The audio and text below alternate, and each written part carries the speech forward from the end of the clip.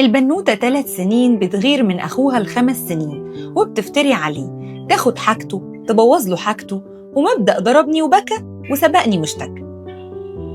نرجع كده لورا أيام ما اتولدت البنت دي الصغيرة وكانت عندها 1.5 سنة، تضرب أخوها الكبير أو تكسر ألعابه، وإحنا نضحك ونقول له معلش أنت الكبير أنت العاقل، هي لسه بيبي صغيرة. لا، وكل مشكلة تحصل بينهم ندافع عن الصغيرة ونيجي على الكبير. وده بيرجعنا الكلام قلناه قبل كده في فيديو خناقات الإخوات، إننا بالشكل ده ربنا وإحنا مش واخدين بالنا طفل عدواني متمرد متسلط بيعمل الغلط وهو عارف إن كل مرة هنقف في صف، وكمان في نفس الوقت ربنا شخص تاني عايش دور الضحية، ومع الوقت بيفقد ثقته في نفسه ولا يقدر يدافع عن نفسه وبقى عرضة للتنمر.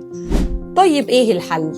أول حاجة محتاجين نوقف تدخلنا في الخناقات بالطريقة دي، وكمان نوقف مقارنة تماماً، لأن ده بيولد الحقد والغيرة والكراهية بينهم. نقعد بقى معاهم ونحط قواعد ثابتة للتعامل بيننا تمشي على الكبير والصغير. فمثلاً ممنوع آخد حاجة أخويا الكبير ولا أختي الصغيرة بدون استئذان، ممنوع أضرب أخويا الكبير ولا أختي الصغيرة، وهكذا. ونشجع دايماً اللي يلتزم بالقواعد دي ونتكلم عنه. وكمان مهم جداً أحط عواقب ثابتة تمشي برضو على الصغير قبل الكبير.